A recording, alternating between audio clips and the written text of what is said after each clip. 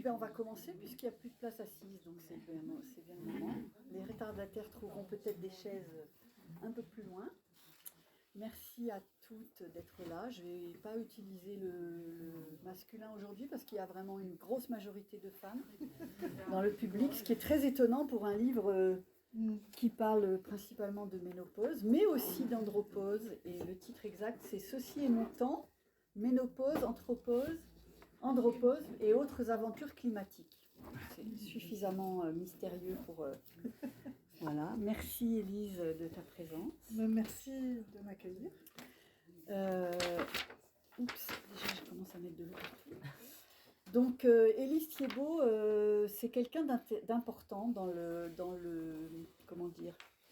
Bah oui, c'est quelqu'une d'importante dans ce qui se passe depuis quelques années autour du féminisme, de manière très très large. Et puis on va essayer d'être un peu plus précise dans notre conversation ce soir. Écrivaine, journaliste, éditrice, réalisatrice d'une newsletter, voilà, créatrice et directrice de la collection Nouvelle Lune, dans laquelle est publiée Lorraine Bastide également, qui normalement devait être là ce soir. Ça devait être une rencontre double, mais finalement elle ne pouvait pas. Voilà. Et donc la newsletter qui salue. Merci. Parce qu'elle regrette beaucoup. Ben ouais, ça aurait été chouette de vous avoir toutes les deux. Mais ça va être bien quand même avec toi. Donc elle est très active dans le mouvement féministe et plus précisément dans le mouvement écoféministe. Ça, on va revenir peut-être sur certaines de ces définitions. Et puis donc aujourd'hui, on la reçoit pour ce livre qui s'appelle « Ceci est mon temps ». Et ce titre fait évidemment naturellement référence à... je ne l'ai pas là, celui-ci qui était paru il y a quelques années, pardon, excusez-moi. Ceci est mon sang, dont le sous-titre était « Petite histoire des règles, de celles qui les ont et de ceux qui les font ». Donc tout un programme. Donc là, il y a clairement un clin d'œil évidemment à ce précédent. Donc après avoir travaillé pendant plusieurs mois, même années, je pense, pour réaliser ce titre-là, qui a ensuite été décliné en bande dessinée avec Myrion Mal au dessin. La bande dessinée, elle est aussi là. Les règles, quelle aventure pour les plus jeunes. Et donc là, elle s'attaque à la fin des règles. Voilà, donc là, cette fois-ci, on est... Je le mets là. Oui, on est plutôt sur la fin des règles et non pas sur le début ou sur le pendant. Et je trouve que l'intérêt de ces livres, c'est que c'est très très riche, c'est très sérieusement documenté, tout en étant dans un ton vraiment très, très léger et très humoristique. Il y a plein de passages où on rigole en lisant ça, même si ça ne parle pas que de choses drôles, mais ça en parle de manière assez humoristique. Et surtout, on a plein de références qui sont citées, on sent qu'il y a eu des tas de lectures qui ont permis d'arriver à ce livre, ce qui est quand même extraordinaire, parce que du coup, on n'a pas besoin de lire tous ces livres, puisqu'ils sont là. Et en même temps, si on veut aller plus loin sur tel ou tel sujet, on a toutes les références et toute la façon de présenter ces livres qui est vraiment qui est très attirante. Voilà. Alors, pour commencer peut-être, peut-être tu peux nous reparler de cette perspective écoféministe, parce que tu abordes ce sujet dans une perspective écoféministe. Il faut savoir aussi qu'elle a, parce qu'elle est trop forte cette autrice, elle a aussi écrit un super livre sur la vie de Françoise d'Aubonne, qui est l'inventrice du terme écoféministe et de la notion en fait. Et donc là, avec ce sous-titre qui fait allusion aussi à la crise climatique, c'est clairement une perspective écoféministe. Est-ce que tu peux nous définir ça un peu plus précisément, même si c'est tout un programme? Oui, alors c'est tout un programme. En fait, j'ai écrit un petit opuscule qui s'appelle « Les écoféminismes », qui est là aussi. Je peux vous faire le téléachat. Voilà.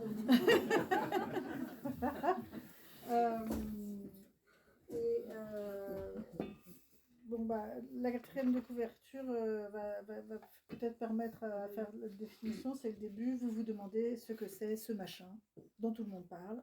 qui sont la sorcière et la fin du monde, le yoga sur Insta et le Buddha Ball. Et j'ai une bonne nouvelle pour vous, l'écoféminisme est bien plus qu'une lubie de foldingues ébouriffées qui exhibent leur chevelure arc-en-ciel et des tatouages de vulve ou de lune croissante.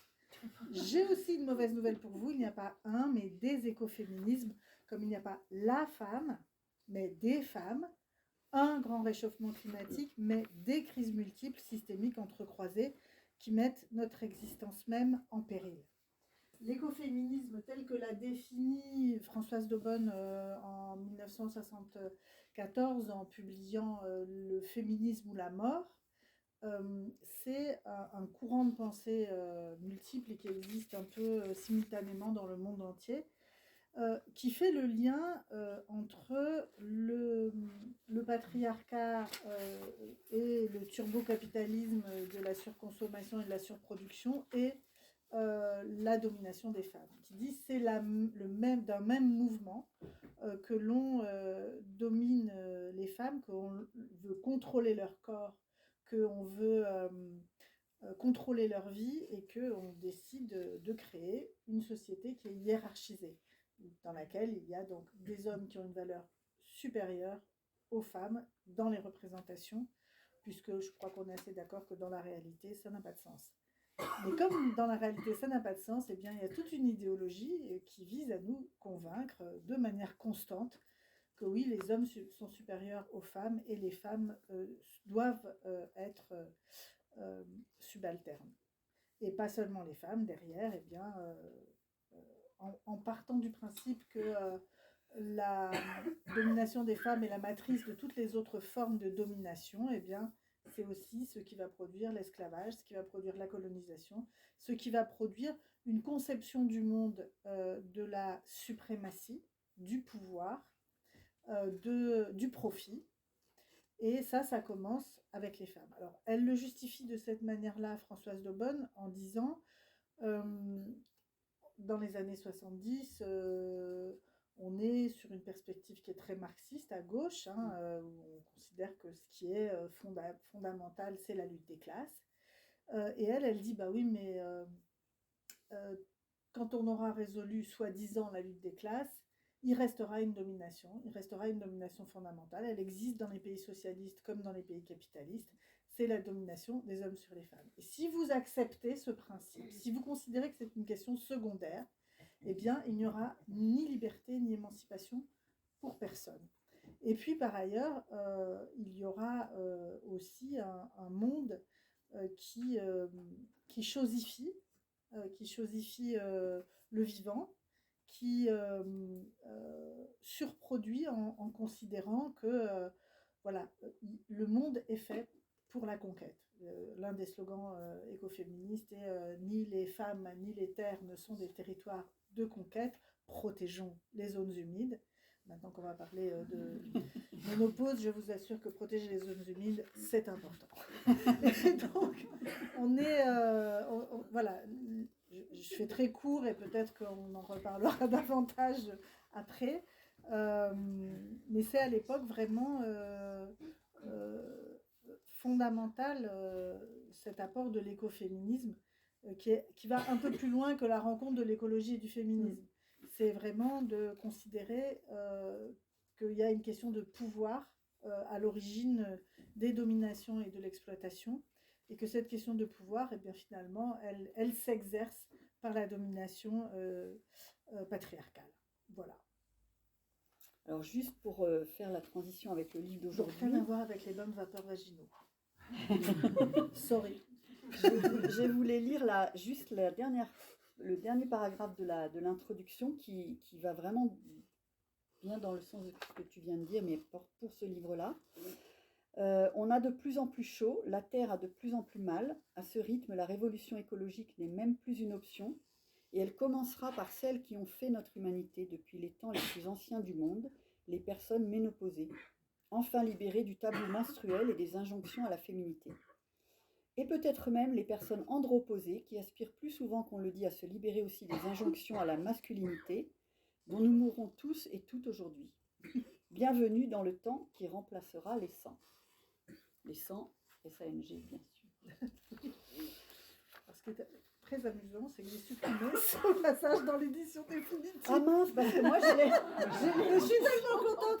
Vous m'avez donné tort et Super. j'adore avoir. Ah ben, moi j'ai trouvé que c'était une conclusion Mais d'introduction c'est vrai très bonne. que oui, Ouais. bah voilà. Parce que moi j'ai eu les épreuves Moi, je me non disais- corrigées, donc j'ai travaillé là-dessus, j'ai Moi je me disais, surligné on et dirait tout, un mais tract. ouais, Mais c'est super, voilà. c'est bien. Tu Comme vois. quoi ça vaut la peine de faire des épreuves non corrigées Bah et ouais. de les envoyer au libraire. Vous explique qu'on s'est trompé dans l'édition définitive. Alors, il y a une chose qui... Bon, on va pas pouvoir aborder tous les sujets du livre parce que c'est vraiment un livre extrêmement riche. Il y a beaucoup, beaucoup de choses dedans. Il y a des choses d'histoire, il y a de la réflexion philosophique, il y a du très concret, médecine, traitement, il y a du politique, il y a beaucoup de choses. Et il y a des passages de récits personnels qui sont aussi très intéressants parce que c'est toujours des récits personnels qui sont universels en fait. Mais j'ai remarqué une chose, c'est l'attention portée aux mots,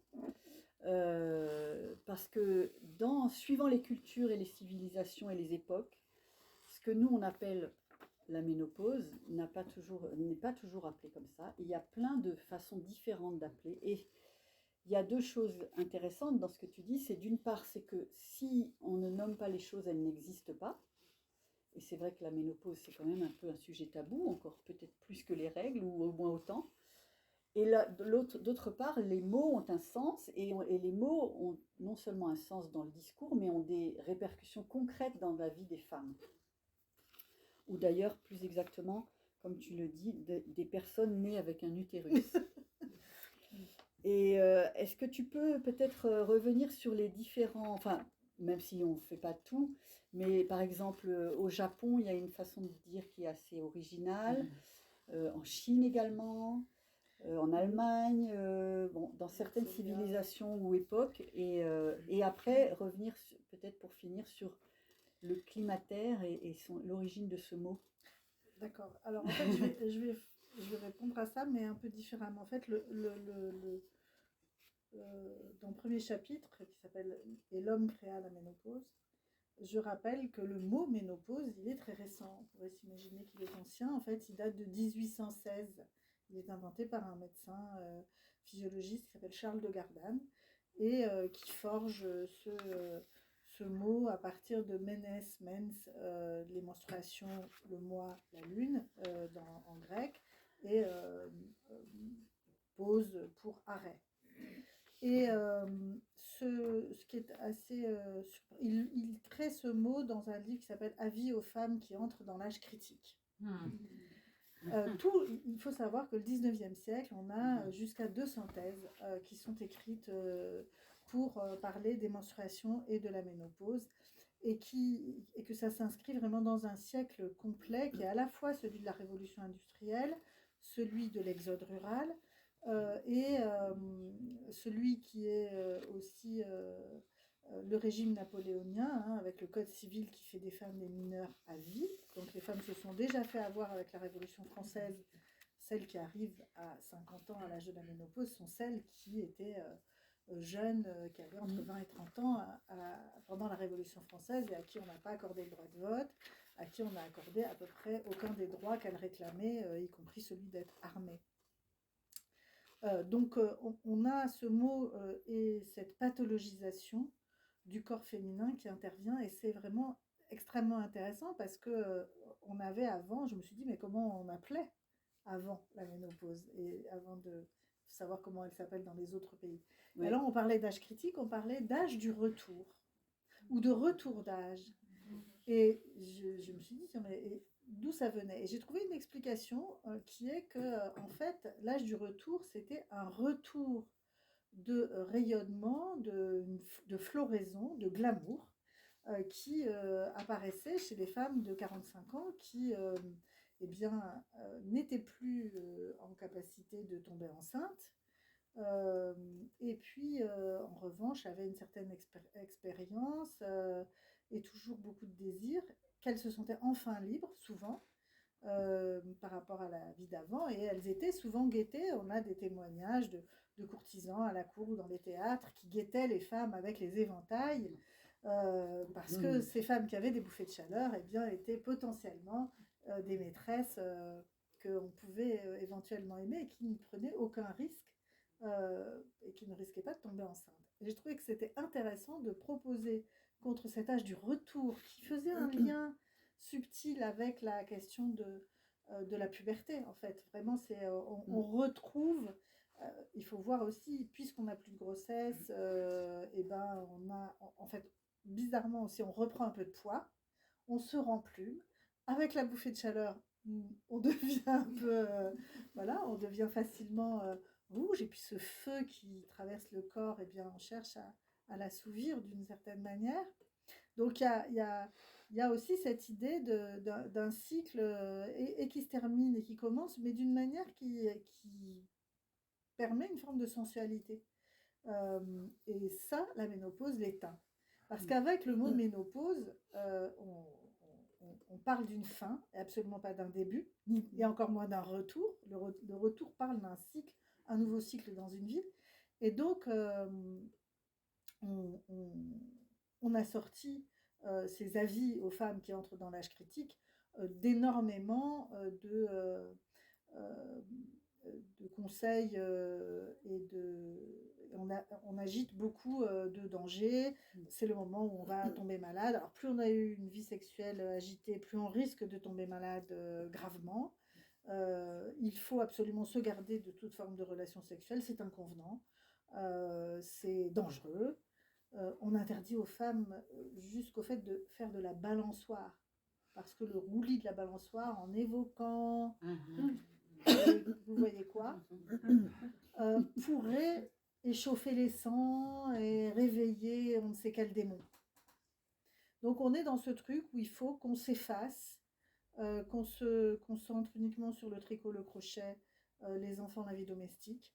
Et c'est pas un peu, la preuve que les femmes n'étaient pas du tout prêtes, parce qu'elles avaient quand même senti passer le boulet de la liberté avec la Révolution française. Elles avaient absolument envie, au contraire, de se la donner un maximum. Donc il faut leur expliquer que c'est pas possible. Et il faut leur expliquer beaucoup, longtemps et souvent, pour qu'elles le croient. Et ça rejoint la force des mots. Les mots sont des sorts, c'est-à-dire que, et des prophéties autoréalisatrices. Si on vous dit que vous allez souffrir de la ménopause, eh bien vous allez souffrir de la ménopause. Et vous allez en souffrir beaucoup. La preuve, on ne dit absolument pas aux hommes qu'ils vont souffrir de l'andropause, et pourtant ils traversent dans leur corps quelque chose d'absolument similaire.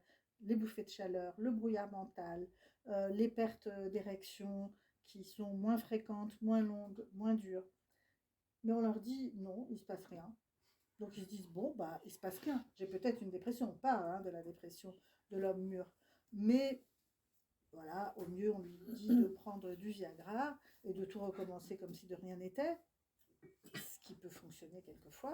Mais en tout cas, la plupart des hommes ne vont pas déclarer ou reconnaître ou admettre qu'ils sont en train de vivre cette transformation qui porte atteinte à leur virilité, parce que le mot andropause, il est bien pire que le mot ménopause, en dehors du fait qu'il a été posé pour la première fois dans des annales de psychiatrie, ce qui ne fait pas envie, en 1951, par un psychiatre qui s'appelait Antoine Porot, inventeur de la psychiatrie coloniale d'un racisme inouï. Donc, on voit bien, on le verra peut-être, mais enfin, il y a un vrai lien entre racisme et virilisme dans la pensée du XXe siècle. Donc voilà, on a les mots ont un sens et ont un impact sur la façon dont on va vivre les choses. Alors il y a des sociétés où le mot ménopause n'existe pas. Au Japon, le mot ménopause n'existe pas. On ne sait pas comment les femmes, mais il semblerait que, comme d'ailleurs au Japon, la grossesse dure 10 mois et pas 9, parce qu'on a une autre manière de compter. Mais il y a aussi des symptômes, semble-t-il, beaucoup moins importants de la ménopause dans ce lieu où, voilà, konenki, qui est le mot employé, correspond au français tiré du grec climater, qui désigne ce moment de transformation où on entre dans l'âge mûr, où on passe de l'âge adulte à la vieillesse. Ça prend entre 5 et 10 ans. Et c'est un processus qui va modifier, alors hormonalement, métaboliquement, les corps, aussi bien féminins que masculins, avec un léger différentiel. Pour les femmes, ça intervient autour de 50 ans, pour les hommes plutôt autour de 60 ans. Mais le mot climater, qui existe depuis les Grecs, parle aussi de cette idée de cycle. On a, alors souvent c'est des cycles de 7 ans, ça vaut aussi chez les Chinois. On a 2 fois 7 ans, c'est la puberté, 21 ans, c'est l'entrée dans la sexualité et le mariage, 28 ans, c'est celui de la maternité, et 49 ans, celui du climater, voilà. Donc, on a beaucoup de mots. Alors, par exemple, en Allemagne, on parle de Wechseljahr, les années du changement. C'est beaucoup plus joli, je trouve, de parler d'année du changement que ménopause, parce que l'année du changement, je vois quelque chose pour moi à vivre, à expérimenter, à traverser. La ménopause, je me dis, ah, c'est une maladie qui me tape, ou cette horrible vérole qui, sur mon visage, disait Simone de Beauvoir, quand elle se regardait, qui ne me quittera plus. Bon, ouais, je me dis, la ménopause, je ne veux pas l'attraper, sérieux. Ça fait pas envie, en plus, ça fait penser à l'endométriose. D'ailleurs, souvent, quand je disais ménopause et andropause, les gens disaient, oui, l'andropause, c'est un grave problème. Je dis, oui, ma femme en a. Ah, j'ai dit, ah bon votre femme a de l'andropause, c'est original, c'est pas banal. Et vous avez... Et en fait, ils confondaient avec l'endométriose. Ils venaient et ils me disaient, oui, c'est un problème, la ménopause. Bon, ça ne me concerne pas. Je dis, bah, comment ça? Oui, bon, évidemment, ma femme dit quelque chose, donc je le vis par rebond. Je dis, oui, non, mais il vous arrive un truc à vous. Vous restez pas pareil voilà, jusqu'au bout de votre vie. Et même là, c'était, oui, mais non. Il y a vraiment un truc... bon, et c'est intéressant. Moi, c'est intéressant et c'est triste parce qu'en même temps, tout ce qui est... bon, j'ai interrogé beaucoup d'hommes autour de moi ou même un peu plus loin de moi. Et évidemment que c'est difficile pour tout le monde. Alors, donc voilà. Et bon, bah, les Chinois ont aussi une appréhension de la ménopause qui est vraiment le deuxième printemps de la femme. Hein. Dans la médecine traditionnelle chinoise, on parle de deuxième printemps, d'un moment où on considère que voilà, l'énergie du corps qui était orientée vers la reproduction, ce que une sage-femme du 19e qui s'appelle Virginie Messager appelle vivre pour l'espèce. Le moment de la ménopause, c'est le moment où on ne vit plus pour l'espèce. Qu'on ait eu des enfants, qu'on ait voulu ou pas voulu en avoir, qu'on soit un homme ou qu'on soit une femme, il y a cette espèce de contrainte de vivre pour l'espèce. Ça fait partie des fondamentaux de l'humanité, la reproduction sexuelle. Donc on ne vit plus pour l'espèce à partir du moment où... alors on verra ce qui se passe pour les hommes, mais en tout cas pour les femmes, on ne vit plus pour l'espèce. Et cette énergie, elle a du mal à se situer pendant le moment de la métamorphose pour les Chinois. Alors, ils disent que ça fait de l'énergie un peu errante qui se balade. Ça rejoint un peu l'idée d'Aristote qui pensait que l'utérus était un truc qui se baladait, un animal qui se baladait à l'intérieur du corps, qui pouvait même monter au cerveau, qui avait faim de procréation. Bon, mais c'est en même temps poétique, je trouve. C'est intéressant de l'imaginer comme ça. De ce rappel à l'animalité, il n'est pas absurde. Moi, je trouve qu'il est intéressant dans la philosophie taoïste chinoise. Et donc, il y a l'idée que cette énergie, une fois qu'elle va se stabiliser par des exercices, par le temps, par un rééquilibrage du corps, ce qui est la vérité, ce qui se passe, c'est que la ménopause, on se dit c'est un truc qui nous arrive et après, c'est mort. Mais en fait, il se passe plein de trucs pendant des années, y compris après l'arrêt des règles, il se passe encore des choses dans le corps. Et il continue de se transformer, de s'ajuster. Et puis, les hormones s'équilibrent, comme la puberté. La puberté va pas durer toute la vie. On a un moment de transformation, on a des seins, on a des poils, on a la voix qui mue, on a tout un tas de choses. Personne, ça viendrait à l'idée de personne de dire, tu sais, c'était mieux quand tu étais enfant, tu étais plus gracieuse, tu étais plus... On va te donner un truc pour arrêter ça. Mais à la ménopause, on considère que oui. Non, mais c'est fou quand même. Il se passe plein de choses, oui, et on ne le voit que sous l'angle de la décrépitude, alors que dans les philosophies orientales, ou des cultures autochtones amérindiennes, eh bien, on considère que c'est le moment où l'on vit enfin pour l'esprit et pour soi ou sa propre longévité. Et que le fait de concentrer son énergie dans la longévité, de se poser la question de ce qu'on fait, de ce qu'on vit, de ce qu'on ressent, de prendre le temps de ça, parce qu'on n'est pas occupé par autre chose, pas autant, eh bien, c'est véritablement l'occasion d'une nouvelle aventure. Et, euh, et voilà. Bon, après, les mots sont marrants, mais l'histoire est encore plus. Alors, je disais qu'il y a beaucoup de choses, il y a beaucoup d'aspects historiques. C'est là où on voit vraiment qu'il y a eu du travail de recherche et de lecture et de. Alors, on va pas reparler de tout l'historique, mais il y a l'histoire effectivement de la découverte entre guillemets de la ménopause et de comment ça a été traité. Il y a l'histoire des traitements, l'histoire des hormones, l'histoire oui, du Viagra, bon, il y en a plein. Alors, je voulais juste lire un petit passage parce que pour vous montrer quand même le sens de l'humour qui est omniprésent en fait. J'en ai retenu que quelques-uns, mais il y a un moment où tu parles du sida et de comment l'épidémie de sida est aussi révélatrice de ce que tu appelais le lien entre la domination sur les femmes et le racisme et voilà.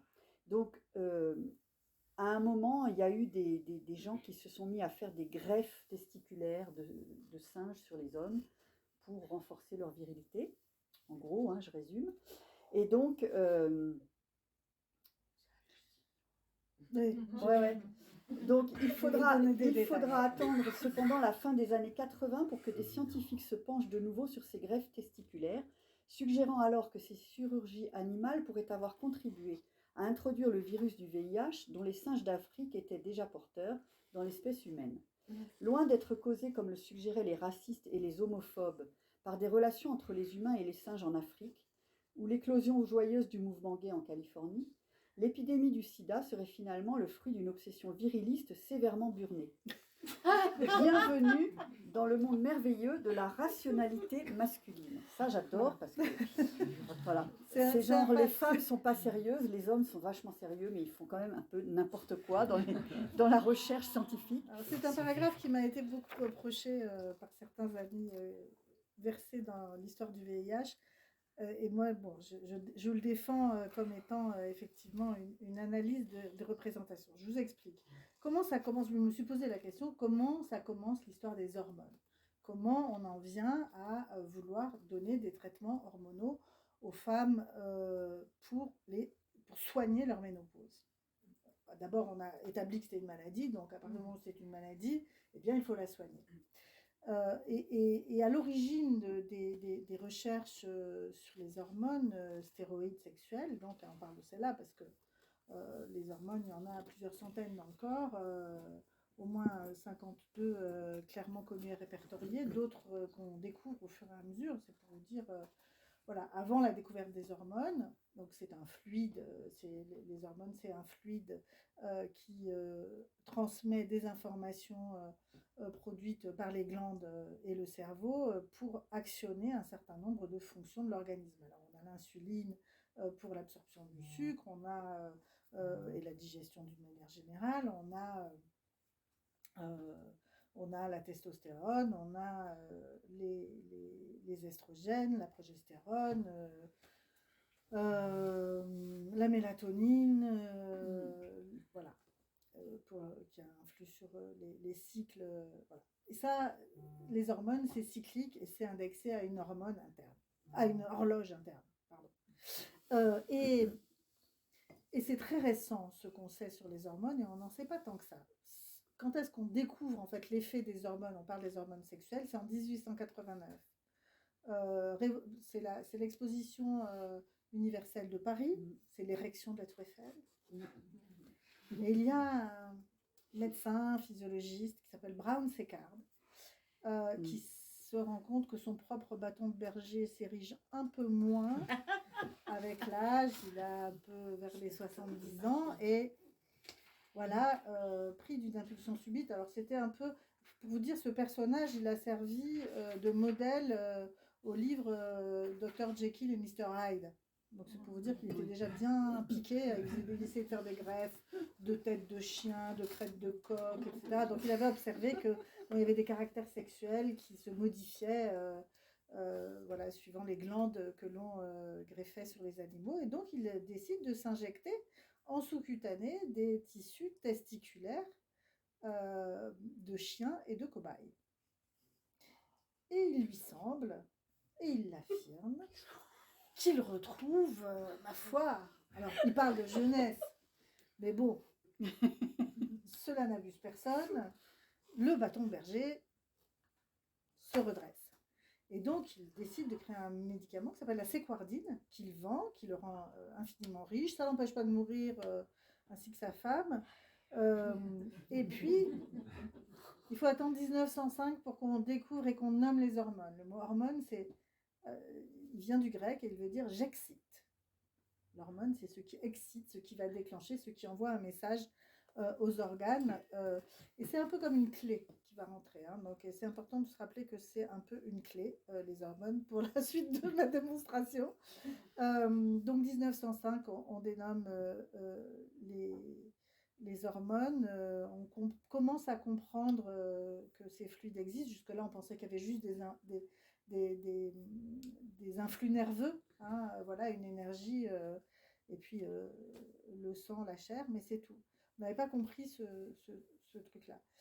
Et le moment où vraiment on va faire les expériences les plus limites, ça prend naissance dans un endroit qui est, on pourrait dire, vraiment le lieu même du sexisme absolu.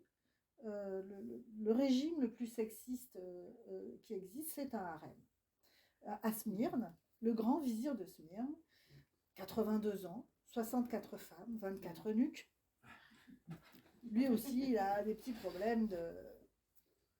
Donc, il mange tous les midis des couilles de mouton, mais bon, ça le lasse. Il aimerait un truc un peu plus bon. Il fait appel à un médecin grec, un chirurgien grec, à qui il demande de venir d'observer et d'essayer de lui proposer une solution qui fonctionne.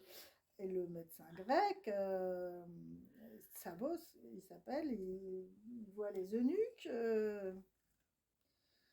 et puis il se dit, ouais, mais les eunuques, ils n'ont plus de cojones. Et si on greffait des testicules aux hommes vieillissants, qu'est-ce qui se passerait-il donc?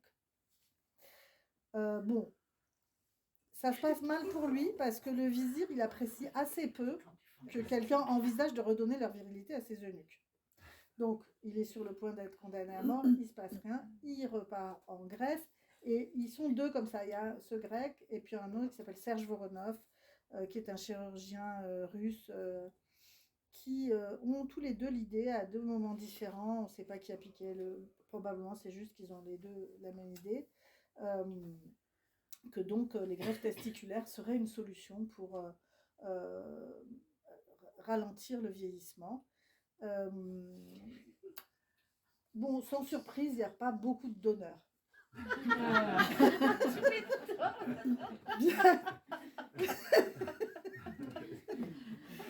Voilà, bien que ces deux médecins passent leur temps à clamer haut et fort qu'on peut très bien vivre avec un seul testicule, la preuve par Hitler, bon, ça marche qu'à moitié. Alors, il faut voir que quand même, le début de la découverte des hormones, ça se passe des laboratoires, achètent des abattoirs, achètent la viande des abattoirs, récupèrent les organes sexuels des animaux abattus. Et puis, il y a aussi d'aller récupérer les testicules des condamnés à mort. On essaye de récupérer des testicules partout, un peu chaud comme ça. Voilà, donc il y a tout ce truc. Et puis finalement, ils se disent, bon, vu que pour se procurer cette matière première chez les êtres humains est compliqué, on va, ce qui est le plus proche de l'être humain, ce sont les singes.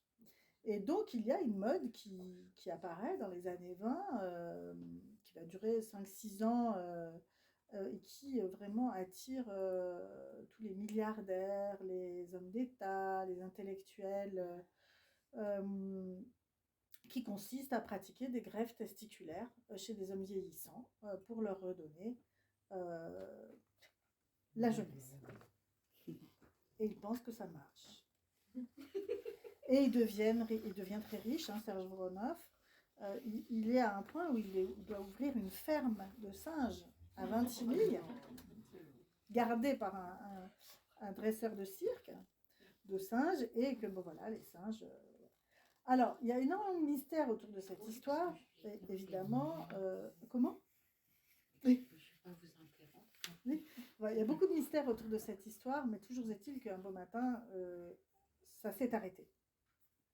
Ça s'est arrêté probablement parce qu'il y a eu ou des rejets de greffe, alors, ou des problèmes médicaux, ou des infections, et puis surtout, la science a quand même démontré que ça fonctionnait beaucoup sur l'autosuggestion, mais pas beaucoup biologiquement. Pour une fois que c'est pas le... Enfin, vous savez que les femmes, depuis 50 ans, on leur a donné du Spasfon pour réduire les douleurs de règles, alors qu'on sait, là, depuis la semaine dernière, que ça n'a aucun impact. Zéro. Rien du tout. Voilà, donc, bon, la greffe testiculaire, c'est spectaculaire. Et effectivement, il y a eu cette hypothèse qui a été émise. Une légende prétend, que par exemple Charles Maurras aurait pratiqué cette opération. Et c'est pas anodin, c'est vraiment lié à la montée du fascisme au lendemain de la Première Guerre mondiale, avec ce qui va être appelé par des gens d'extrême droite une espèce de crise de la virilité, où en même temps il y a pas plus queer que les années 20, hein, quand même. C'est la garçonne, c'est les cabarets à Berlin, etc. Et il y a cette espèce de tension. Vous remarquerez que, hélas, nous sommes en train de la traverser aujourd'hui. Il y a quelque chose qui se passe là, une espèce de guerre des gonades, de guerre du corps, dans lequel on va définir ce qui est homme, ce qui est femme, à partir avec, et en même temps raciste. Tout ça va absolument ensemble, hélas. Alors sur le VIH, on sait aujourd'hui que ça n'est pas le cas. Les gens qui me le reprochent me disent: tu devrais dire que scientifiquement, tu aurais dû préciser que on sait aujourd'hui que ça n'est pas le cas. Mais effectivement, peut-être j'aurais dû le préciser. Je le pose bien comme une hypothèse et pas comme quelque chose. Mais ça me paraissait intéressant de montrer cette continuité, parce que pour moi, c'est pas totalement indifférent que parce que il y a un renversement après, c'est-à-dire on va continuer à découvrir les hormones, les estrogènes, la progestérone, pour extraire pour la première fois de la testostérone, parce que les tissus ne contiennent pas beaucoup, ça on a compris, les tissus en eux-mêmes ne contiennent pas suffisamment d'hormones pour que ce soit significatif dans le cas d'un traitement. La première fois qu'on réussit à vraiment extraire et à synthétiser de l'hormone, eh bien c'est en recueillant, c'est drôle, en 1931, l'urine de 30 000 policiers berlinois. Vous imaginez, 1931, c'était bien chargé quand même, hein. Et là, pour la première fois, on réussit à extraire, je crois, 40 mg d'androstérone. Et puis, on découvre aussi les estrogènes et la progestérone dans l'urine des femmes, en particulier l'urine des femmes enceintes. Également, on trouve de la gonadotrophine dans l'urine des femmes ménopausées. Ceci est encore une autre histoire qui sert dans les traitements de PMA. Comme quoi, les histoires des hormones, c'est ouf.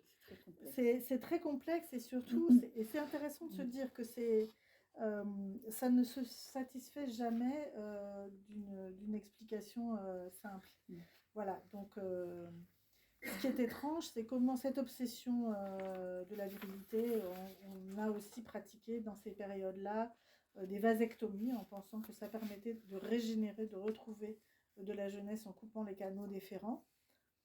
Freud s'est fait vasectomiser à l'âge de 70 ans Alors, a priori pas pour retrouver une vie sexuelle débridée, puisque il affirmait être abstinent, mais pour contrer les effets du cancer qui le touchait déjà. Il avait un cancer de la mâchoire et dont il pensait qu'elle était une maladie du vieillissement. Le cancer était une maladie du vieillissement, ce qui est relativement attesté. Et donc, il y a plusieurs personnes, le poète Yeats, qui se sont fait vasectomiser. Tout ça arrive, et puis finalement, mais qu'est-ce qui va se passer? On ne va pas donner beaucoup de traitements à base de testostérone aux hommes, puisqu'on continue à penser qu'ils ne souffrent pas de problèmes, qu'ils n'ont pas d'andropause et qu'ils peuvent se reproduire jusqu'à la mort. En revanche, après la Deuxième Guerre mondiale, dès le milieu de la Deuxième Guerre mondiale, on met au point un traitement pour soigner la ménopause, les troubles de la ménopause. D'abord, on leur donne aux femmes, et c'est encore un traitement qui est donné, par exemple, beaucoup au Canada, de la testostérone, pour contrebalancer les effets des règlements hormonaux liés à la ménopause. Et puis ensuite, on leur donne un combiné d'estrogènes et de ménopause tiré. Les estrogènes sont tirés de l'urine de juments enceintes dans des fermes, qu'on va appeler les fermes du sang, dans lesquelles on va mettre enceinte les juments, prendre leurs poulains, éventuellement les tuer, les remettre immédiatement enceintes par insémination, et pour récupérer toujours cette urine, pour faire ce médicament qui, à partir des années 60, suite au best-seller d'un homme qui s'appelle Robert Wilson, qui écrit un livre qui s'appelle Feminine Forever, féminine pour toujours, dans lequel il explique que les femmes ne sont plus des femmes après la ménopause. Le seul moyen qu'elles le demeurent est de leur donner ce traitement magique. On sait aujourd'hui qu'il a été payé par les laboratoires pour le faire, ce livre, qu'à partir du moment où il a fait, les traitements ont été multipliés par 4, qu'à partir des années 70, 75, on a donné par défaut à toutes les femmes américaines ce traitement contre les effets prétendus de la ménopause. Il y avait 40% de femmes qui le prenaient, ce qui est beaucoup de femmes ménopausées. Et il a fallu 25 ans pour qu'on fasse une étude randomisée à grande échelle. Ça amène le cancer. Non, mais on le sait dès le début que ça amène le cancer. On le sait dès le début, on a des études dès le début qui le disent. Mais l'étude randomisée, c'est-à-dire 16 000 personnes, 8 000 prennent le traitement, 8 000 ne le prennent pas. C'est pendant 8 ans que c'est censé se dérouler. Ni le médecin, ni la personne ne sait si elle a ou non le traitement. Et les patientes qui reçoivent ce traitement, enfin les femmes qui reçoivent ce traitement, qu'elles manifestent ou pas des signes de désordre liés à la ménopause. C'est très intéressant parce que l'une des conclusions qui va être faite, en dehors du fait que ils sont obligés au bout de 4 ans et demi d'arrêter l'étude parce qu'ils s'aperçoivent que dans le groupe témoin qui prend l'hormone, eh bien, il y a 25% plus de cancer, 25% plus d'accidents cardiovasculaires, alors qu'on pensait que c'était protecteur, les estrogènes.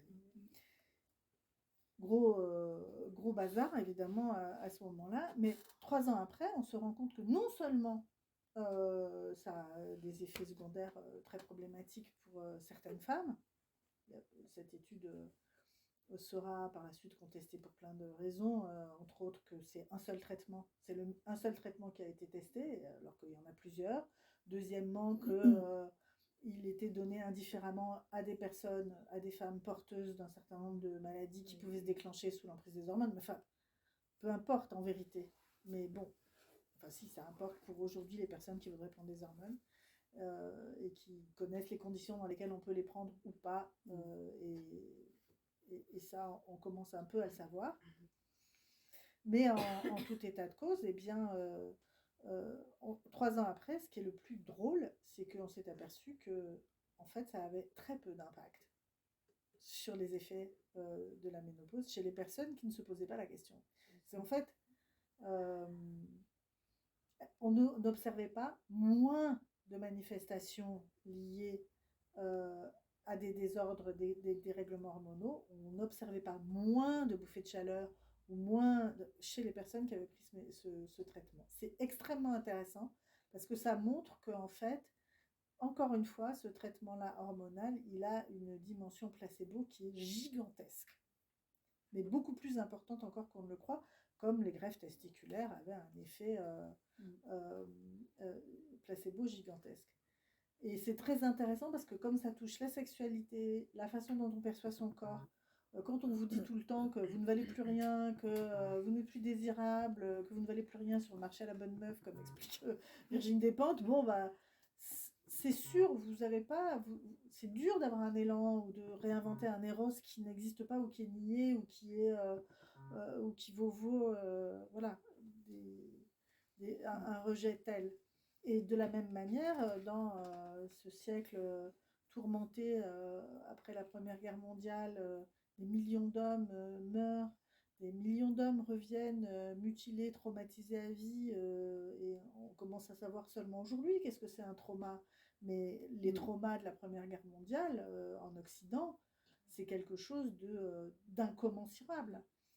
Et alors, reprenons le trauma du génocide qui s'est déroulé durant la Seconde Guerre mondiale. Ça affecte dans leur être, dans leur sexualité, dans leur potentiel vital énormément de personnes. Et dans cette panique, eh bien, il va y avoir des façons de se réfugier dans ce qui va être considéré. C'est intéressant le mot éternel. Hein, éternel féminin, féminine pour toujours. C'est les fameuses valeurs refuges qui sont très répandues, mais qui sont des réponses beaucoup au trauma. Et de le penser comme ça ne veut pas dire le fascisme et les hormones, c'est pareil. C'est pas ça du tout bon, c'est pas ça du tout que je dis. Voilà, Adolf Hitler, parce qu'il n'avait qu'un testicule, a créé le désastre que l'on connaît. C'est pas du tout ce que je pense. En revanche, comment ça conditionne nos psychismes et la façon dont on pense et conçoit notre corps, notre intimité, notre vie, oui, bien sûr. Longue réponse. Oui, mais c'est très intéressant, merci. Alors, je ne reviens pas sur justement, tu l'as développé longuement sur les liens qu'il peut y avoir entre patriarcat, désir de soigner la ménopause, désir de soigner les femmes qui sont inférieures et tout ce qui concerne le racisme, le suprémacisme blanc, etc. Il y a plusieurs endroits où tu développes ça, y compris avec les histoires plus récentes de l'homme augmenté. Le lien entre l'homme augmenté et le suprémacisme. Je vous invite à lire le bouquin pour avoir plus d'infos là-dessus, mais on a déjà beaucoup abordé ça, donc je passe à un autre sujet qui est vraiment aussi très intéressant, qui est le fait que selon comment encore une fois, comment le discours est porté, ça ne fait pas du tout la même impression. Et donc tu opposes ce qu'on appelle par exemple le renoncement à la maternité, avec tout ce que ça peut avoir de côté douloureux, j'ai pas eu d'enfant, j'en aurai jamais, ou j'aimerais en avoir plus, j'en aurai plus, etc., à ce que tu appelles la libération de la fonction reproductrice. Et comme tu l'expliques, qui est également accompagnée de la fin des soucis contraceptifs et menstruels. Je cite une question que tu poses. Qu'est-ce qui se libère quand on ne vit plus pour l'espèce ? Cette injustice apparente que les femmes vivent par rapport aux hommes qui peuvent continuer à procréer beaucoup plus longtemps, les pauvres, est aussi une libération en fait. Alors j'avais repéré un passage qui est assez rigolo aussi, si je me souviens bien. J'ai essayé de prendre que des passages rigolos. Même les titres et les sous-titres de parties sont rigolos, parce que là, par exemple, cette partie, c'est « libérer, délivrer », point d'interrogation. Qu'est-ce qui se libère quand on ne vit plus pour l'espèce, quand cette programmation génétique et sociale a terminé son cycle ? Car oui, malgré les ados qui nous tourmentent, les parents qui perdent la tête ou la vie, le travail qui nous épuise et la libido qui joue les filles de l'air, il y a vers la cinquantaine un petit chant à l'intérieur qui voudrait se faire entendre. Et là, plus loin, tu cites Ryoko Sekiguchi qui parle dans son livre Nagori. Il y a plein de livres qui sont... D'ailleurs, je vais faire cette parenthèse. Là, j'en ai sorti quelques-uns. Il y a beaucoup de livres qui sont cités dans celui d'Élise qui sont vraiment chouettes. Et celui-ci est magnifique. un des plus beaux livres que j'ai lu. Lingori, qui est sous-titré La nostalgie de la saison qui vient de nous quitter.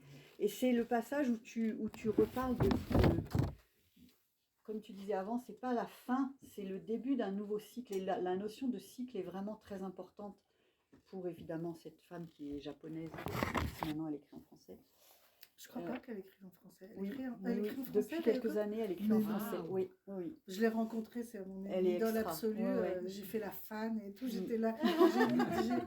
Bon, bref, et elle m'a fait une dédicace. Et japonais. ouais, et Wow. maintenant elle Dire, on écrit va en faire français foot, je sais pas, depuis 2000 et quelques, je sais plus exactement la date, mais elle écrit maintenant Ah en ouais. français, elle est publiée chez POL et J'ai pas lu C'est la très beau. dernière encore qui est sortie.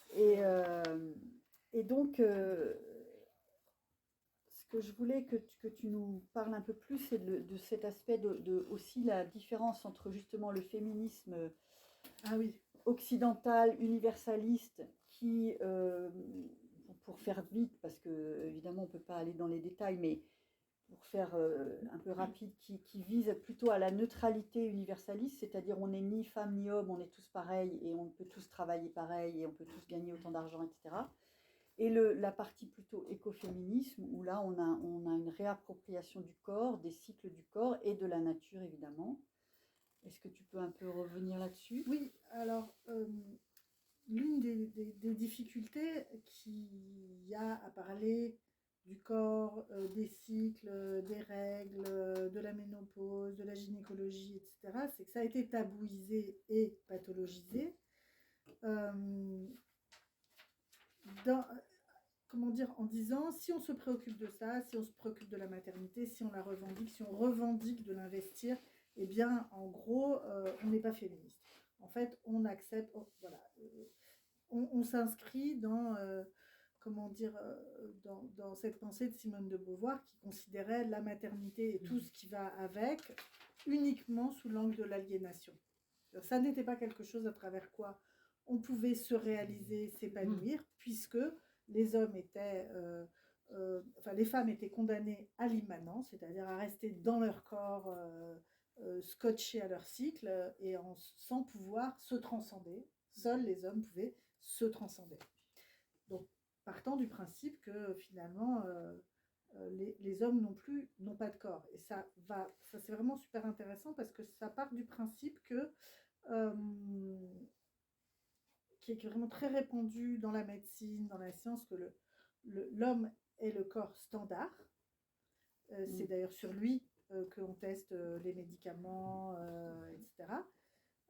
Y compris les corps masculins, enfin mâles, les mâles des cobayes, parce qu'on considère que c'est stable et que les femmes, enfin les femelles sont pas stables. Donc on ne va pas tester sur elles parce qu'elles sont instables, ce qui est délirant. Hein. C'est délirant, mais c'est comme ça que toute la science, il y a 5 ans seulement, qu'on teste aussi les médicaments sur des corps femelles.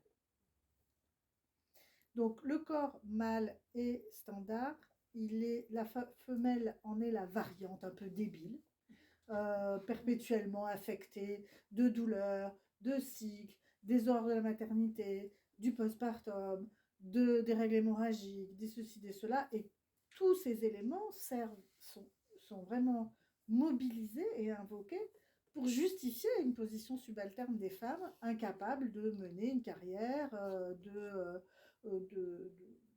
d'avoir du pouvoir, de prendre des décisions. Hein. Le fait qu'elles ont des menstruations est un argument fréquemment invoqué pour leur refuser le droit de vote et d'être élu, puisqu'on part du principe que, et Colette, la grande Colette, que pourtant j'adore de tout mon cœur, disait « il ne faut pas accorder le droit de vote aux femmes, car une fois par mois, elles deviennent folles ».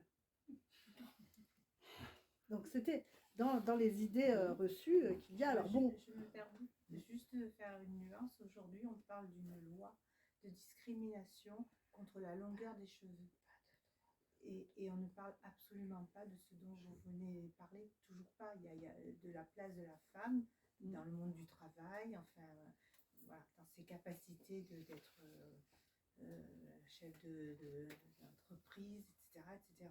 Et par contre, on parle à la discrimination de choses complètement de détails, quoi. Enfin, Mm. bah, ça me paraît... Bon, je m'excuse, hein, Non, mais tout va bien. mais ça me paraît... Voilà, on discute de ça, là, dans les médias, en ce moment. Est-ce qu'on va la promulguer ou pas, cette loi? La loi sur la longueur des cheveux? Oui, sur la longueur des cheveux. J'ai pas suivi Mais ça, c'est moi. quoi, non, Vous avez non, suivi Ah pas ça? ben, vous entendrez. Alors On va là-dessus, regarder. on se pose la question de savoir si on va parler aussi de la morphologie, du poids, de tout ça. Mais oui, on en est là. En tout cas, la question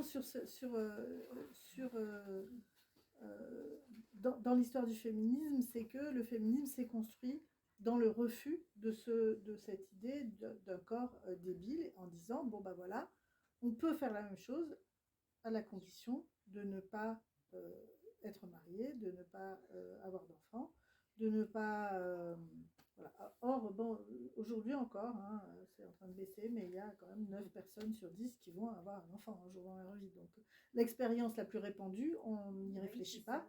On organise le féminisme sur des exceptions qui sont les personnes qui ne vont pas avoir d'enfants.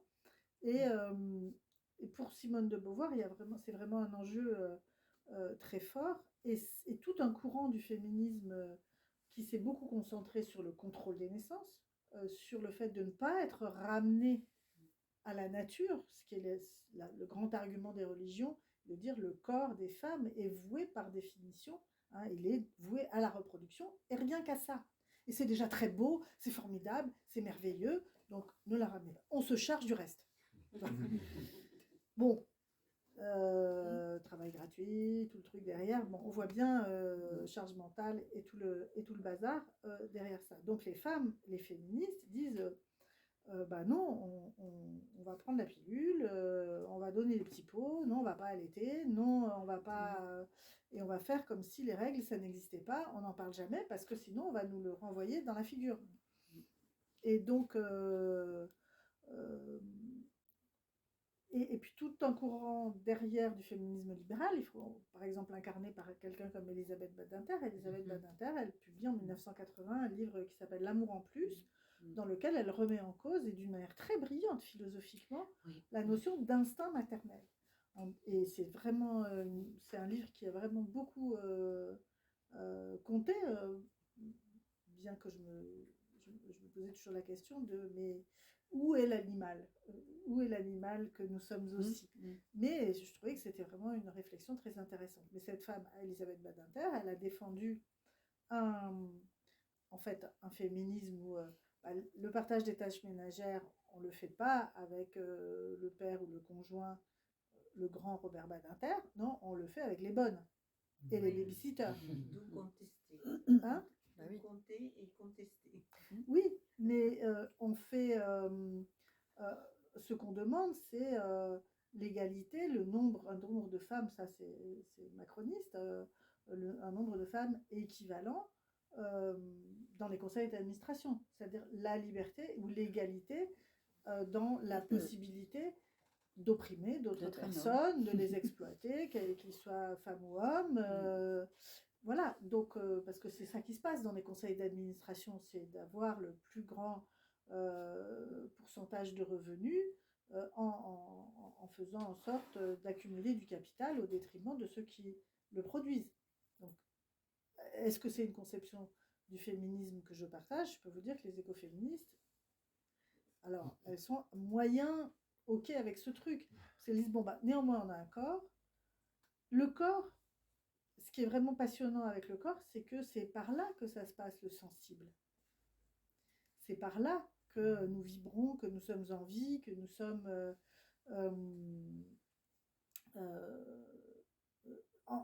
oui, que nous sommes dans la vie véritablement. Mais c'est aussi dans le corps que s'inscrivent les dominations. Par les traumas, par la violence, par l'épuisement, etc. Donc, faire comme si le corps n'existait pas et que nous n'étions que des purs esprits, c'est voué à une perte totale. Et c'est de cela dont il s'agit. Quand Françoise Daubonne défend ou oppose l'écoféminisme, elle ne dit pas que la maternité est sublime par essence. Elle dit, je pense qu'il y a un instinct féminin, un instinct maternel, mais qu'il a été aliéné. qu'il a été instrumentalisé contre les femmes. Et elle a eu 3 enfants, elle ne les a pas élevés, elle a confié un en adoption et les 2 autres ont été élevés dans sa famille, elle les aimait de tout son cœur. Elle disait qu'elle allait les voir régulièrement pendant les vacances, qu'elle essayait de leur transmettre des choses, ils venaient chez elle, etc. Et elle concluait, bon, en définitive, j'étais un très bon père. Et c'est une écoféministe qui dit ça, donc après les reproches d'essentialisme ne tiennent pas, c'est-à-dire que c'est quelqu'un, voilà. Et je trouve cette phrase belle, et elle marquait aussi l'idée que ce qu'il fallait, c'était ni détruire les hommes, ni détruire les femmes, ni voilà, c'est un peu, mais que il fallait détruire le pouvoir, prendre le pouvoir aux hommes pour le détruire, et que à la condition de valoriser le partage et la coopération plutôt que la concurrence et la domination, eh bien là, on pouvait envisager d'éventuellement vivre sur une planète qui, comme disait, reverdirait pour tous. C'était la conclusion de la plupart de ses bouquins, elle finissait toujours comme ça. Elle avait tendance un peu à se répéter, et elle avait bien raison, parce que c'était tellement complexe qu'il fallait qu'elle se répète. Donc, oui, en me posant la question de parler de la ménopause, c'était comme je l'avais fait avec les règles, ou en écrivant un livre sur les vulves, ou sur la virginité. Bon, comme dit un de mes copains italiens, ma pauvre, tu ne sortiras jamais de la foufoune. Mais parce que c'est là que ça se passe quand même, les gars. Et les filles, c'est là que ça se passe. C'est là que tout commence. Bon, je ne vous l'apprendrai pas.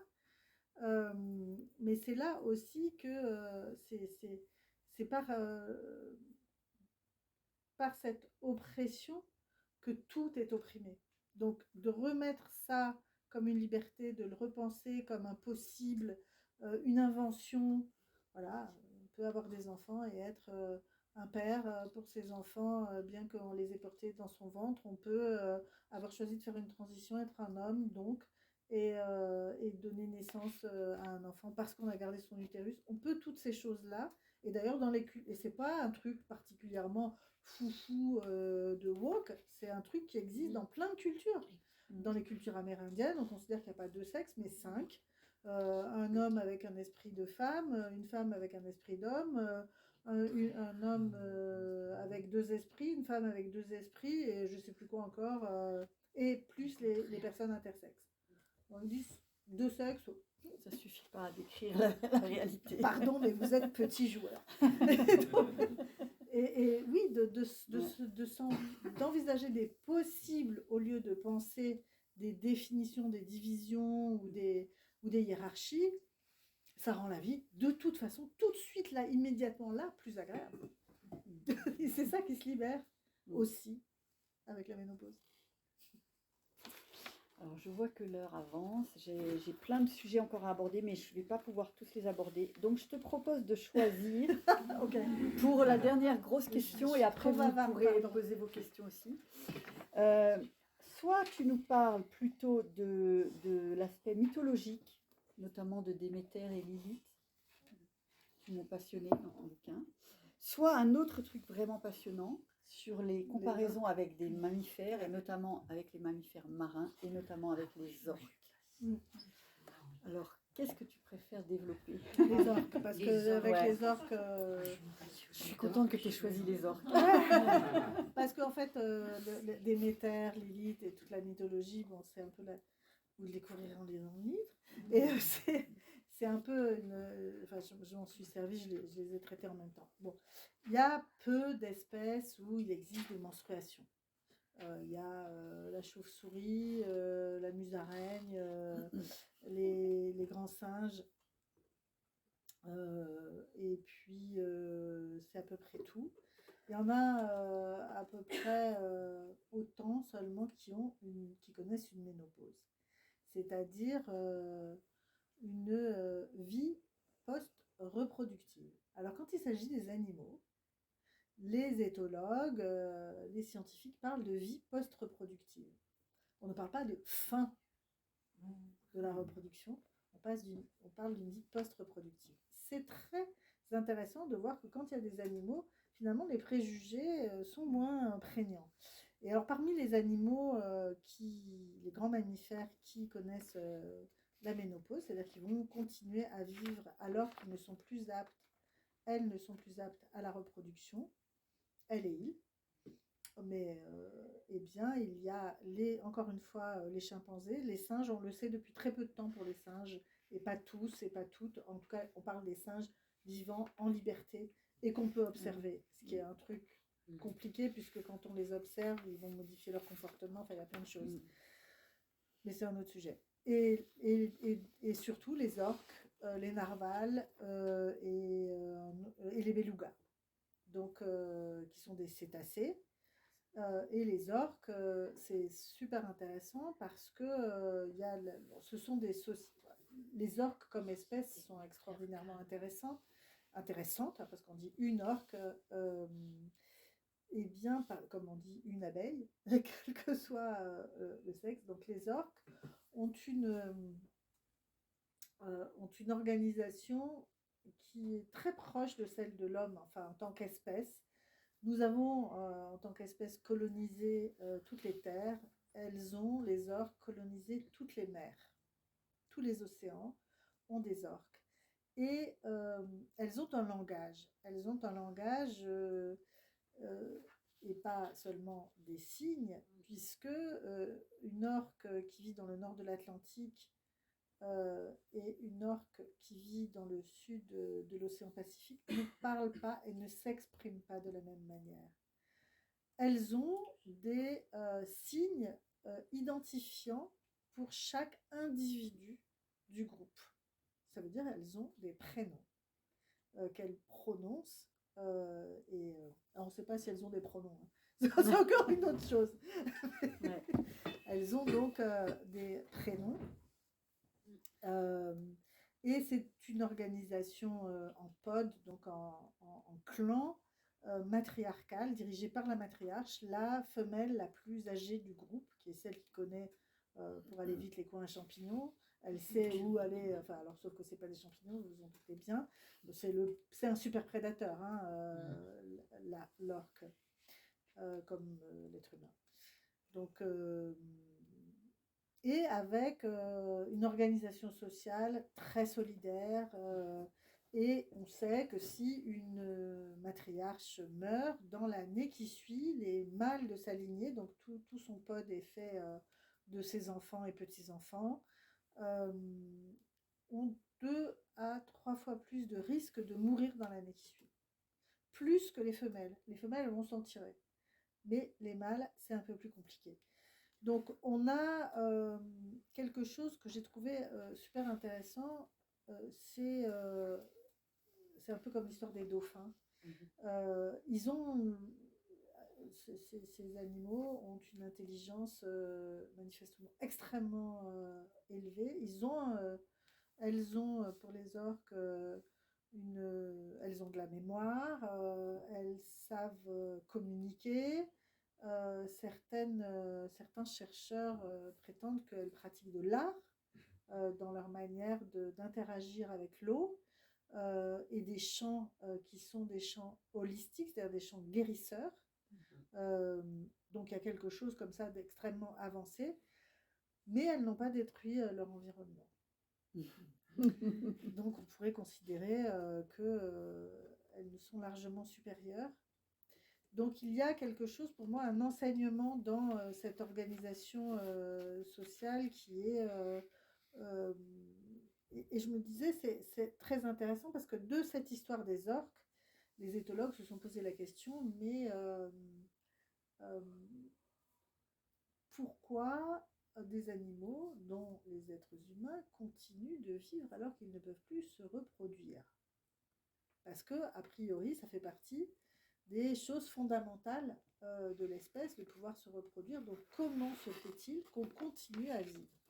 C'est que donc ça représente un avantage reproductif pour l'espèce d'avoir des personnes âgées délivrées du fardeau reproductif et qui vont enseigner. Donc on retrouve ça chez les orques. Les orques enseignent aux autres ce qu'elles savent, les expériences qu'elles ont faites. elles les transmettent. On a des observations qui nous montrent que des orques qui ont été agressés, par exemple, par des bateaux, vont dire à d'autres orques d'attaquer ces bateaux. Donc il y a vraiment quelque chose qui est un peu élevé, et donc on en a tiré cette hypothèse sur laquelle on va terminer, qui est l'hypothèse de la grand-mère, appliquée aux êtres humains, qui se demandaient pourquoi y a-t-il une ménopause. Eh bien parce que c'est un avantage, alors c'est un avantage discuté, encore peu insuffisamment étudié. Ça pourrait être un avantage, c'est pour ça que je le mets au conditionnel, que d'avoir des individus femelles qui vont s'occuper des enfants, qui vont relayer, transmettre des savoirs. Et on sait dans la préhistoire que le rôle des matriarches était probablement extraordinairement important et fondateur des éléments de civilisation basique. Et donc, l'hypothèse de la grand-mère a été déduite à partir de l'observation de ce qui se passait chez les orques, en se disant, mais peut-être que dans l'espèce humaine, eh bien finalement, ce que nous sommes en tant qu'espèce, ou ce que nous avons pu être en tant qu'espèce, eh bien, est lié au fait qu'il y a des personnes âgées, femelles, qui sont capables de devenir des sages-femmes, qui sont capables de transmettre des savoirs, et donc finalement d'aller au-delà de leur corps et de vivre pour la longévité, pas la leur, la longévité du groupe, à partir du corps qu'elles ont et de l'expérience qui est la leur. Voilà, ça m'a paru super intéressant de terminer l'exploration du climatère comme ça. Alors, pour terminer aussi, parce que c'est un des aspects dont j'ai pas du tout parlé, mais le fait que la ménopause, elle soit pathologisée au moment de la révolution industrielle, au moment où on perd nos cycles, au moment où on oublie la nuit, c'est-à-dire qu'on ne dort plus avec le jour et avec la nuit à cause de l'électricité. Il y a l'exode rural, on est complètement déconnecté des saisons, des rythmes, des animaux.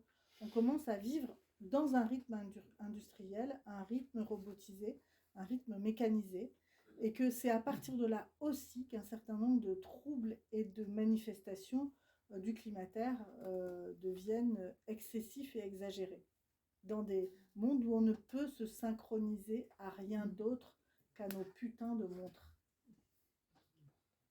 Et le corps, son horloge interne, elle ne fonctionne pas avec ça. Et donc c'est pour ça que j'en étais arrivée à l'idée que finalement, nos bouffées de chaleur et le réchauffement climatique, même combat. Voilà. Alors, on pourrait parler encore de plein de choses, notamment avec l'hypothèse de la grand-mère. Tu vas aussi vers le chamanisme et le fait que souvent les chamans dans les sociétés où il y en a encore, c'est souvent des femmes et des femmes âgées. Voilà, il y a des choses comme ça. Il y a plein d'autres choses. Il y a toute l'histoire des mythes, il y a plein d'autres histoires de chronologie, sur les traitements et les mots, etc. Il y en a plein dont on n'a pas parlé.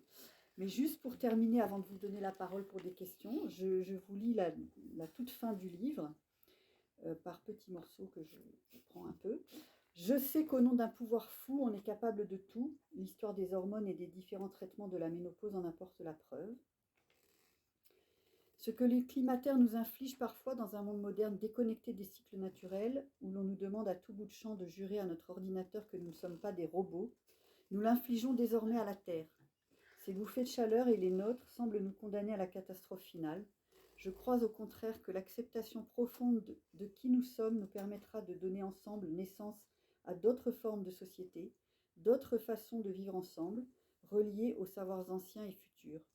Les orques nous ouvrent le chemin. À vous si vous avez des questions. Pas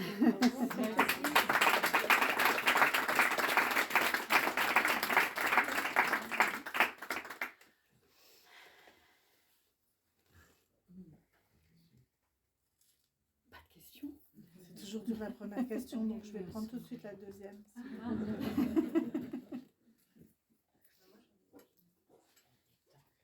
Je me demandais, en fait, je vais partir d'un quelque chose d'un peu naïf, mais vous parliez de la stabilité, de l'instabilité des femmes, enfin, qui est perçue comme instable. Moi, quand je pense au cycle menstruel, je me sens instable en fait. J'ai vraiment l'impression qu'il y a une différence en fait, et que nous, les femmes qui vivons des cycles menstruels et des syndromes prémenstruels et des choses comme ça, nous sommes moins stables que les hommes. Du coup, je me demandais, est-ce que tout ça c'est faux parce qu'on nous l'a trop dit? Est-ce que tout ça c'est finalement une construction? Est-ce que c'est à force de nous dire qu'on est instable, on se sent instable? Ou est-ce qu'il y a une vraie différence biologique qui fait que les hommes n'ont pas des cycles, donc forcément il y a une stabilité? Les hommes ont des cycles. Ah, ça Les hommes ont des cycles. Ils fabriquent en continu. Alors c'est un cycle plutôt diurne, hein. Il y a plusieurs variétés de cycles, mais la fabrication en continu de spermatozoïdes opère par cycle avec des poussées de testostérone à des moments précis. Tous nos organes sont cycliques. Nous digérons, notre foie il va travailler entre 4h et 6h du matin, ou je ne me rappelle pas directement, peut-être c'est 3h et 5h. Notre psychisme se régénère à certains moments, nous dormons la nuit et pas le jour, et pour ce qui est de la fabrication des spermatozoïdes, qui sont stockés pendant une durée qui est de 42 jours, on sait que pour porter à maturation une cellule spermatique, il faut 72 jours environ, donc ce sont des cycles. Ces cycles, ils existent, ils arrivent. Les poussées de testostérone, elles ont été étudiées et elles existent. Mettez un homme au volant et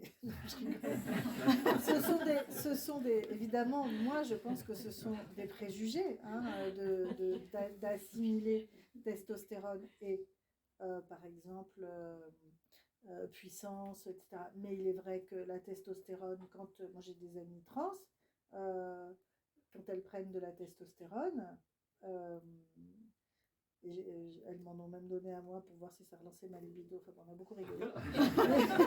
Quand j'étais là avec mes copains sévèrement burnés maintenant, et moi qui étais là avec la petite, non, pas trop. Et donc, évidemment, ça change leur morphologie, ça change leur voix, ça change leur pilosité. Donc, il y a évidemment un effet biologique de la testostérone qui est absolument indéniable. On l'observe, et c'est pas seulement par la force de leur pensée. Ou Océan, quand on l'interroge, il dit maintenant, par exemple, moi je pleurais tout le temps quand j'avais pas fait ma transition, et maintenant je ne sais plus pleurer. Donc, c'est-à-dire, il y a un registre émotionnel qui lui fait défaut d'une certaine manière. Alors, il a l'air d'en être soulagé, mais il va résoudre autrement les choses. Donc, c'est très intéressant. C'est très intéressant de se poser ces questions-là. Ce qui est sûr, c'est que il y a des différences entre individus dans la manière de percevoir ça. Et puis alors sur la question de stabilité, c'est très intéressant, c'est-à-dire que comment on investit. C'est vraiment toute l'histoire de Françoise Héritier sur la valence différentielle des sexes. Ce qui est assimilé à du masculin est jugé positivement, c'est-à-dire on va investir positivement la notion de stabilité. Et donc nous renvoyer nous-mêmes à ce sentiment d'instabilité. Et peut-être qu'il faut y penser autrement, plus en termes d'inconfort. Parce que est-ce que ce qui change, pourquoi ce qui change, ce qui existe chez tout le monde, je vais vous dire, les hommes, ils ont des cycles, ils ont beaucoup de cycles, et il leur arrive plein de choses dans leur corps. Mais ils le vivent dans une forme d'ignorance, c'est moins spectaculaire à première vue. Mais par exemple, pour ce qui est du syndrome prémenstruel, évidemment qu'il existe. Moi, je l'ai vécu aussi pendant des années, c'est-à-dire une période d'inconfort qui précède les règles. Mais entre une personne qui dit qu'elle a envie de se pendre 3 jours avant ses règles et une qui dit les règles, je vois pas le problème, on ne sait pas déterminer biologiquement qu'est-ce qui fait la différence. On a pensé que c'était un problème hormonal, parce que, et puis en fait, par exemple, il y a le même taux de progestérone. On ne peut pas le soigner par un différentiel hormonal. On ne peut pas décider, comment dire, ce qui va être cet inconfort va rencontrer des choses qu'on ne sait pas encore véritablement déterminer. On voit bien qu'il y a des modifications hormonales, mais des modifications hormonales, on en a, vous imaginez même pas combien en permanence. Voilà, la production de ma salive, ça dépend de mes hormones, mes larmes, ma peau, mon foie, ma digestion, mon urine, mes reins, mon stress, le cortisol, n'en parlons pas. Donc tout ça, c'est énormément de choses tout le temps. Tout le temps, on est en permanence en mouvement, en mouvement interne. Par contre, peut-être qu'on peut accueillir ces modifications. Le fait, par exemple, d'avoir des contractions parce qu'on digère, qu'on a envie d'aller aux toilettes, personne ne va le pathologiser. Pourquoi on va le pathologiser quand c'est une contraction utérine pour expulser du sang menstruel? Je n'ai pas compris personnellement. Et pourtant, c'est la même chose, c'est un organe qui se manifeste. Voilà, donc il y a comment dire, on a plein de raisons d'être dans l'inconfort par rapport à notre cycle menstruel. Et plein de raisons héritées et même peut-être inscrites dans notre ADN. Parce que, imaginez ce que ça a pu être pour nos ancêtres même les plus lointaines, l'appréhension, à savoir que les règles vont arriver. Ou pas. Qu'on veuille ou qu'on ne veuille pas un enfant. Le poids qui est posé sur des personnes qui ne peuvent pas choisir, à qui on a dérobé leur possibilité de s'autodéterminer par rapport à cette question qui les engage physiologiquement, psychiquement, moralement, vitalement, tellement. Donc il y a énormément de raisons, en particulier liées à la condition qui est faite aux femmes et qu'elles n'ont pas choisie, et qui a été faite à nos mères, à nos grands-mères, à nos arrière-grands-mères, etc. Donc, et de la même, voilà, et ça va, parce qu'on ne sait toujours pas déterminer, est-ce que ce sont les hormones qui déterminent nos émotions ou les émotions qui déterminent nos hormones? On a un début de réponse avec Océan, mais moi je dis, en vrai, c'est peut-être parce que tu es bien comme mec maintenant et que tu n'as pas développé ou tu ne vis plus cette instabilité, alors cet inconfort et surtout ce manque de confiance en ton corps. Il se passe plein de choses, oui, il change, mais pourquoi ça devrait nous déstabiliser précisément?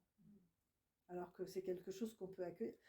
Je discutais avec une fille qui s'appelle Claire Fournier qui a créé un podcast qui s'appelle Chaud dedans, et elle explique que quand elle est allée voir la gynécologue qui lui a dit bah, ça y est, vous avez la ménopause, alors qu'elle avait 48 ans, on lui aurait dit un verdict de cancer, ça aurait été pareil. Et je dis, mais tu t'attendais à quoi en fait? Tu penses que ça va durer tout le temps pareil? Il y a bien un moment où, je ne dis pas ça aussi méchamment que j'ai l'air de le dire là, évidemment, mais ça fait un peu, c'est quelque chose qui devrait arriver et qui ne devrait en aucun cas être un drame.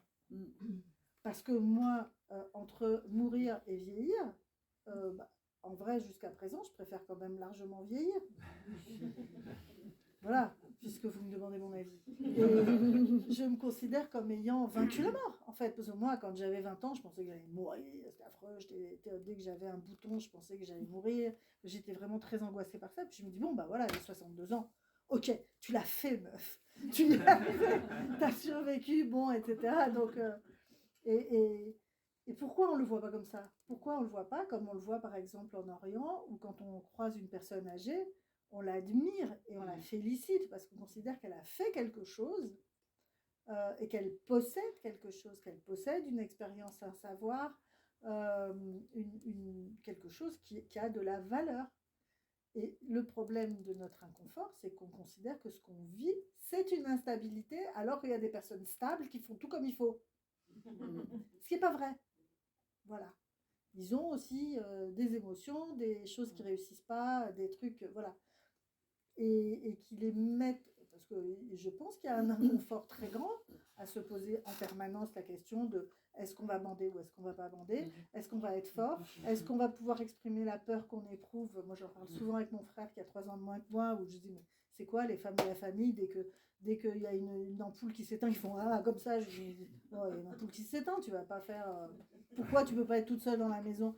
Et pourquoi quand il y a un bruit bizarre, pourquoi tu montes sur la table quand il y a une araignée? Enfin, c'est quoi ce bordel? Et je dis à mon frère, t'as ces trucs-là? Il me dit, mais moi aussi j'ai peur. Mais moi j'ai pas le droit d'avoir peur. Donc c'est intéressant de se le poser pas en termes de stabilité, mais comment on accueille la vie, comment on a confiance. Quand on a des bouffées de chaleur, elles vont pas durer, à partir du moment où on a des bouffées de chaleur à 50 ans, elles vont pas durer jusqu'à 90 ans, si on a la chance de vivre jusqu'à 90 ans. Heureusement, ça dure un moment, puis après ça passe. Parce que le corps, il a son intelligence. Non mais c'est vrai. Puis, non, moi j'aimais bien les bouffées de chaleur, pour dire la vérité. Parce que j'ai toujours été maigrichonne et frileuse. Et le jour où j'ai commencé à avoir des bouffées de chaleur, c'est je dis quoi? Et tout, j'étais dans un truc, je vais me jeter dans la rivière à poil.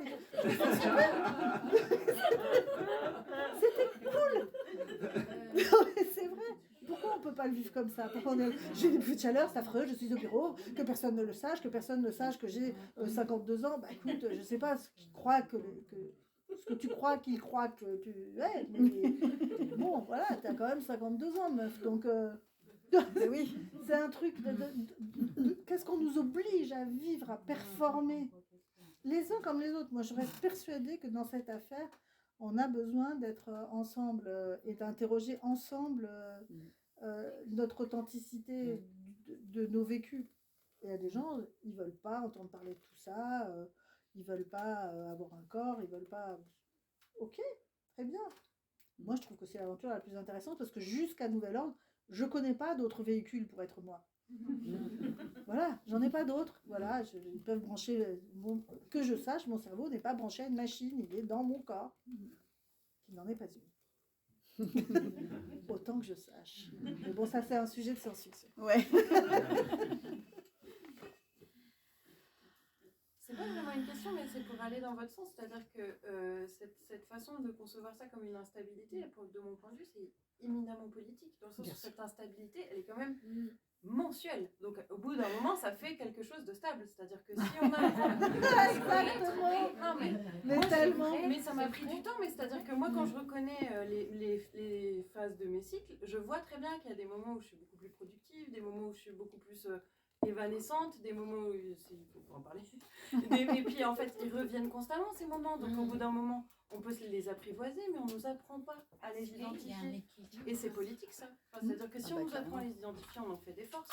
Parce qu'on sait qu'il y a des moments où on peut faire ci, ça mieux qu'à d'autres. Et on vit ça comme une instabilité tout simplement parce qu'effectivement, ces changements-là, ils sont beaucoup plus visibles et beaucoup plus récurrents que ceux des hommes dont j'avais même pas connaissance. Et puis surtout parce qu'ils ont été utilisés contre nous, c'est-à-dire ils ont été utilisés pour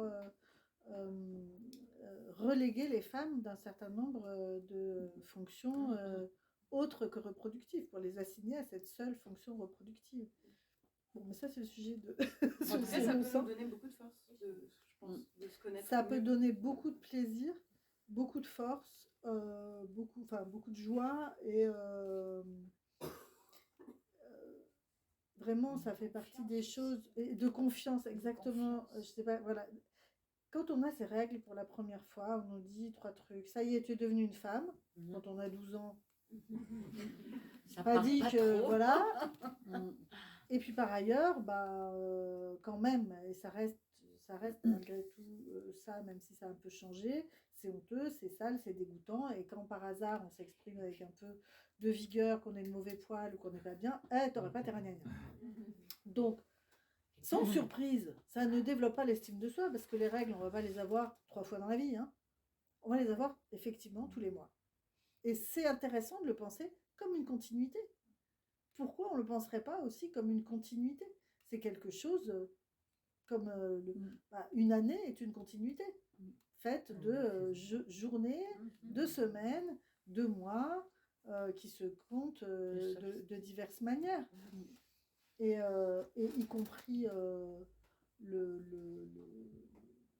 le regard qu'on va avoir sur le cosmos, il n'est que cycle. Donc pourquoi on en ferait quelque chose par définition de négatif? Moi, ça me paraît... voilà, parce que c'est ça, c'est comment on y met une énergie négative ou rabaissante. Je suis instable. Mais c'est quoi être instable? C'est aussi surfer.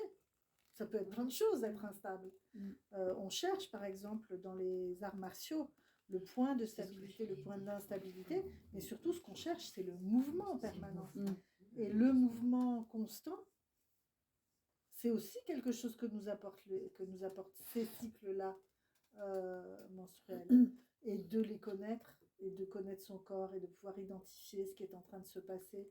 Moi, je me rappelle, quand j'étais enceinte, je m'étais fait un kiff. Je savais toujours dans quelle position était le fœtus dans mon ventre. Je le savais toujours. J'arrivais à l'échographie, je disais, alors la tête est là, les jambes sont là, les autres, ouais. Et c'était toujours comme ça. Et cette sensation que j'ai perdue après, ça m'a beaucoup manqué. Je trouvais que c'était extrêmement intéressant de développer une sensation interne.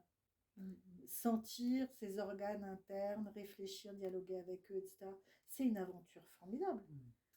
Pourquoi on en fait quelque chose qui est délégué aux médecins, à la science, et qui nous dit alors que les cycles doivent être réguliers? Mais c'est une absurdité. Déjà, on nous dit que ça dure 28 jours, ça ne dure pas 28 jours.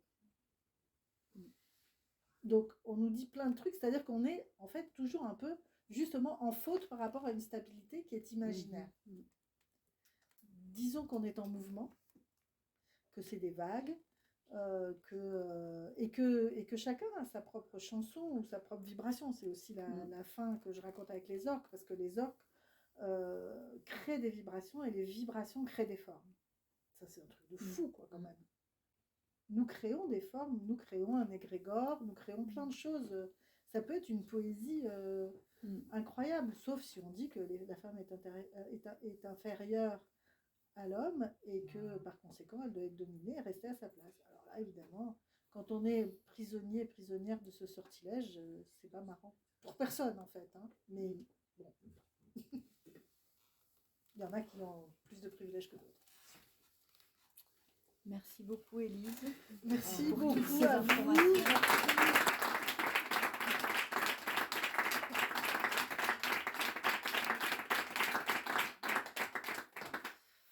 On va vous inviter à boire un verre, éventuellement à faire dédicacer des livres ou continuer des discussions en aparté avec Élise. Voilà. Merci de votre attention.